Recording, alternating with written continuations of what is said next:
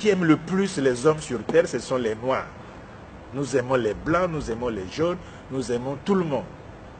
Nous, on aime trop même. Oui, et on s'aime très peu soi-même, mais on aime tous les autres. On leur donne l'hospitalité, on leur donne tout ce qu'ils veulent. La mémoire, c'est comme... écoute, il ne faut pas me demander à moi de dire le nom de votre père, de votre mère, de vos grands-parents. C'est vous qui devez me le dire. Mais dans notre cas, vous demandez à un autre qui n'est pas de votre famille de vous dire votre mémoire, vos ancêtres, votre histoire, votre biographie existentielle. C'est ça l'erreur que nous... C'est ça l'histoire. Moi, c'est pas à moi de dire ton père est ceci. Mais ne me demande pas. Tu connais mieux que moi. Comment veux-tu me demander? Donc, il faut que les Africains récupèrent... Mais Marcus Garvey l'a dit.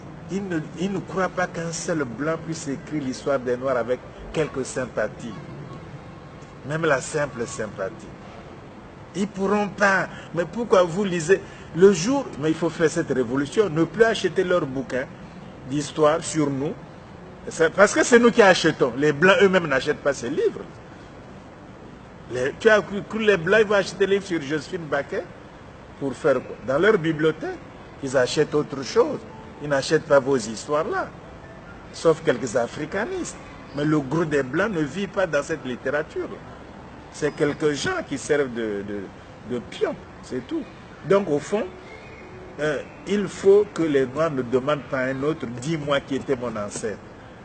Essaie de le trouver toi-même avec tes erreurs. Les Chinois ne demandent pas aux Japonais de dire l'histoire de la Chine. Les Indiens ne demandent pas aux Pakistanais de leur dire leur histoire, encore qu'ils soient en conflit.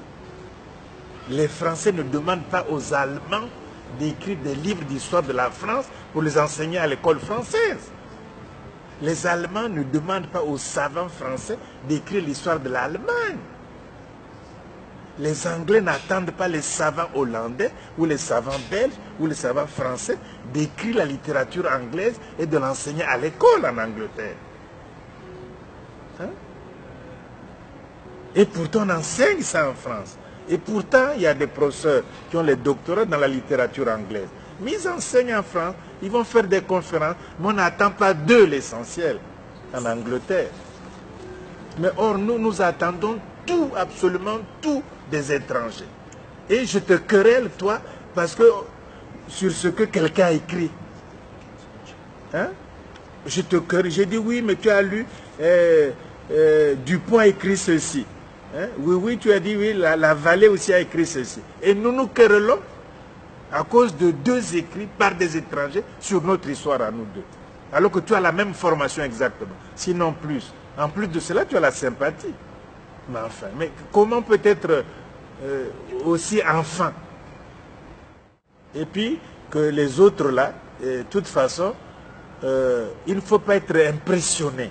Il faut cesser d'être, même si on lit les livres, hein, même bon, coupons la poire en deux, lisons leurs bouquins, tout sur l'Afrique, d'accord.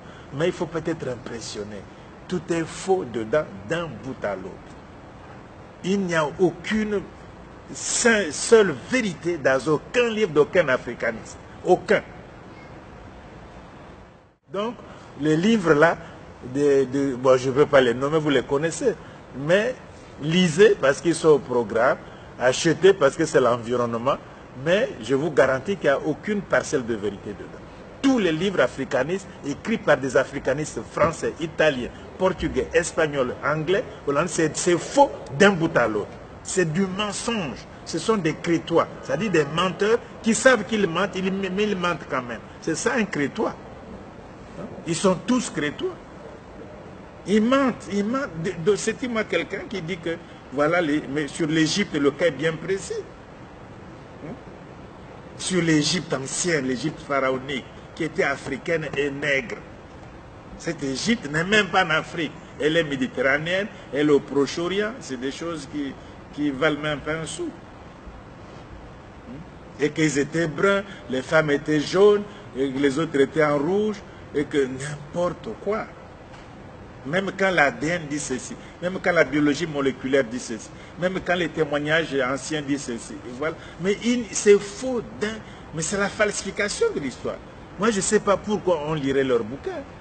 Il faut le dire clairement, il n'y a aucune vérité dans les livres écrits par les Européens, par les Blancs, sur l'Afrique noire, sur les langues, les civilisations africaines. Ils inventent des familles camito-sémitiques, ça se trouve où?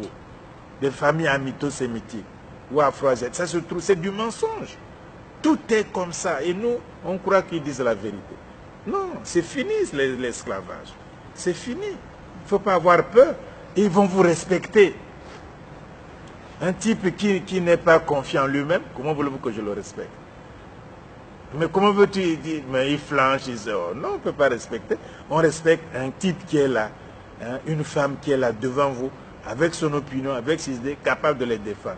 Un jeune homme qui est là, avec ses idées, ce n'est pas l'arrogance, c'est eux qui sont arrogants. Nous ne sommes pas arrogants, mais nous, c'est la vérité qu'on recherche.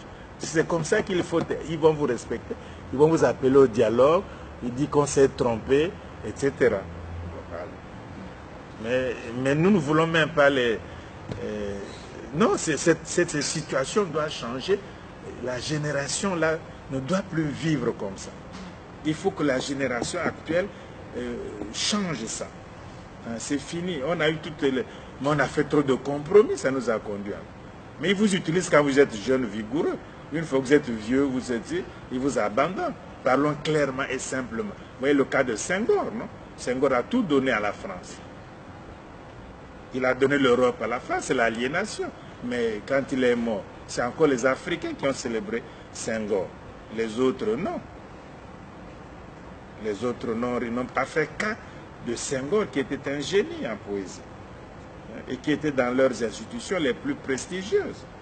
Et on ne lui a pas fait cas de Senghor. Alors, à quoi bon de faire des compromis dans ce cas? À quoi bon de leur plaire? Ils ne vous le rendront jamais. Il faut être soi, comme ça, on discute d'égalité à égalité.